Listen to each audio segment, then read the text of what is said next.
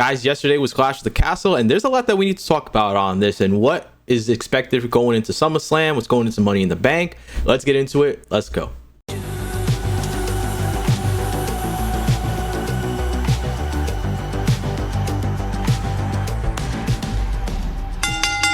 Yo, what's going on, guys? It's JLD and we back at it with another video for you guys today. Also, happy Father's Day to all the fathers out there. So as you guys probably know, Clash of the Castle was yesterday afternoon, at least for the United States and the East Coast and all that. And there were 5 different matches that went down. So in today's video, I'm going to go over each of them in the order that they happened and just tell you guys my thoughts on it. Also, spoiler alert, I will be talking about what actually happened and the results. So if you did not get to watch Clash of the Castle, make sure you watch it before you come back to this video. And if you haven't done so already, make sure you subscribe to the channel, turn on notifications, that way you get some of the best wrestling content out there. And make sure to join our Discord server. We have a community of amazing wrestling content creators and wrestling fans that we would love to see you get to know. And we also stream SmackDown every Friday, so come hang out with us for that. But before I talk about the matches, let's talk about the crowd itself in Scotland. Now, the crowd itself was actually really good, but do I think it was better than France? Probably not, but they were trying their hardest, and I give them that. Even WWE had a crowd meter to try and get the amount of noise that they were making to see if it was going to go all the way into the red, but for the most part it was like 93 94 decibels is the max that I saw, especially when Drew McIntyre came out towards the end. They had their soccer chants, then they also had their song where they would be like, oh Cody Rhodes, oh Cody Rhodes, and stuff. Even the kickoff show looked fire. When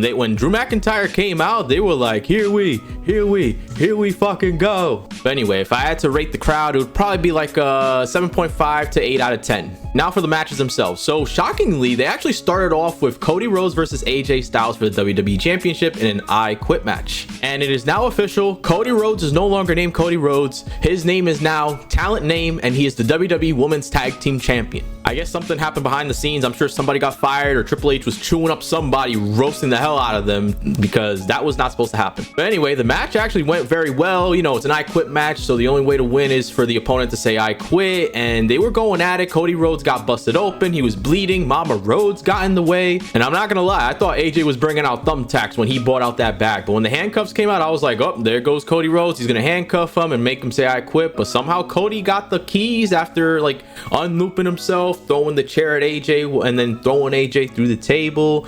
I thought AJ was actually gonna get Mama Rhodes into the ring and make Cody quit. That would have been pure evil stuff right there. Now obviously we know that Cody Rhodes won. He retained the title against AJ, but it took steel steps for AJ to say I quit. That's the funniest thing ever. The OC didn't come out. I thought the OC was really going to come out, but I guess they let AJ hold his own. But once Cody Rhodes got the handcuffs back onto AJ after 3 crossroads, I was like, this is it. AJ's going to say I quit soon, and that's exactly what happened, especially with the steel steps. Also, after the end of the match, Cody Rhodes celebrated at the front of the stage, and all of a sudden Solo Sikoa just pulls up out of nowhere, and it sort of teased the match between the two for the WWE Championship, which I would absolutely love. Solo Sikoa as the new leader of the Bloodline versus Cody Rhodes for that title, with Tama Tonga Loa on the side. But just when you think that it's just the two of them there, of course the Bloodline goes ahead and jumps Cody Rhodes, but thankfully Kevin Owens and Randy Orton helped save the day. But in the process, it seemed like Randy Orton was staring at that WWE title just a little bit more than he should. So maybe that's a little teaser for Randy versus Cody in the future. Overall though, great way to start the show. Next up, we had the WWE Women's Tag Team Championships on the line, with Cody Rhodes defending against, I'm just kidding, Jade Cargill and Bianca Belair defending against Alba Fire, Isla Dawn, and Zoe Stark, Shayna Baszler. And boy was I wrong on this whole match, because I am so freaking happy for Alba Fire and Isla Dawn. Apparently Alba Fire was going through some stuff over the past few weeks, and it's nice to see her as champion. You know, I've seen them in person before on SmackDown and also on just in TV, and they deserve what they got, and especially to have it in the Scotland crowd. Bravo to them. In terms of the match itself, everybody was killing it until the end, when Bianca and Jade did their powerhouse, whatever they call it, finisher, where they do the DDT to the suplex, and then there goes Isla Dawn throwing Jade with, I think, a DDT and just getting the 1 2 3. But everybody held their own. Zoe and Shayna did their thing, Jade and Bianca did their thing as the powerhouses, and Alba and Isla Dawn doing their thing as the hometown heroes. I'm happy for them. Congrats. Next up, we have Sami Zayn versus Chad Gable for the Intercontinental title, with Otis and Maxine Dupree at ringside. Now, I really hope that Otis betrayed Chad at this point, but it seems like they're just kind of dragging it along just a little bit. Like, they had Maxine Dupree break her ankle again as Chad like pushed into her. Otis got mad and just walked out with her, so maybe something happens on Monday Night Raw, but now I'm kind of convinced that it's not happening anytime soon if it doesn't happen tomorrow on Raw. Like, I can see Chad Gable going after Otis and Tozawa and Maxine with the Creed Brothers and Ivy Nile as like a brand new faction, and then they go after Sami Zayn in the future of just like, hey, can you help us to beat them? Also, can we acknowledge that Otis has been wearing the same exact shirt for weeks that says Junior Cadet? Like, they making him seem like he's a little kid in the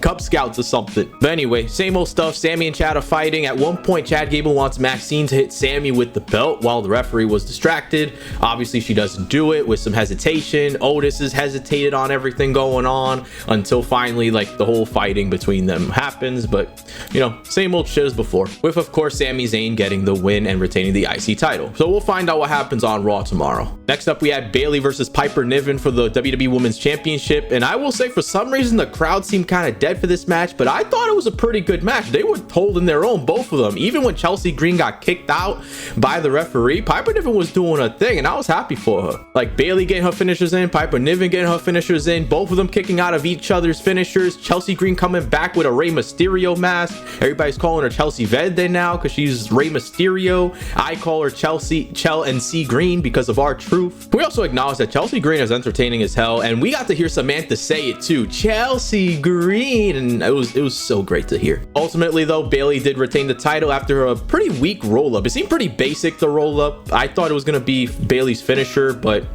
whatever, Bayley's still your champion. And it made sense because, you know, SummerSlam's happening, Nia Jax is going to be going after her. It wouldn't have made sense for two heels to be facing each other at SummerSlam. And then finally, the main event, Drew McIntyre versus Damian Priest for the World Heavyweight Championship. And as expected, the crowd went bonkers, especially when Drew was in the ring by himself, just hyping everybody up, going crazy. It was a sight to see, especially with that crowd there. And I was really hoping Drew won, even though I had a feeling that Damian was going to win. I hope Damian's all right, because he did kind of twist his ankle, mess up his ankle when he was trying to do a dive off of the third rope. So I hope he's actually not injured or anything like that. But besides that, the match was great. You already knew the ref was going to get out of the way and get beat up in some way, distracted.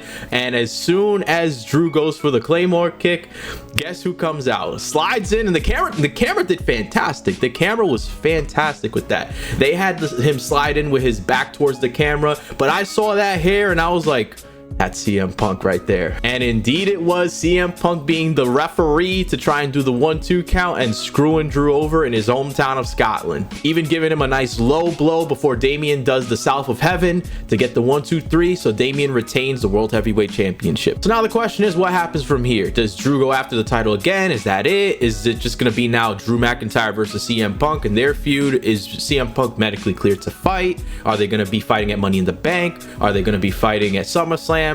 Let me know down in the comments what you think. But anyway, those are my quick thoughts on Clash the Castle. I thought it was a good event, but I feel like Backlash might have been just a little more hyped up, but I think it's just because of the France crowd. But this show was good.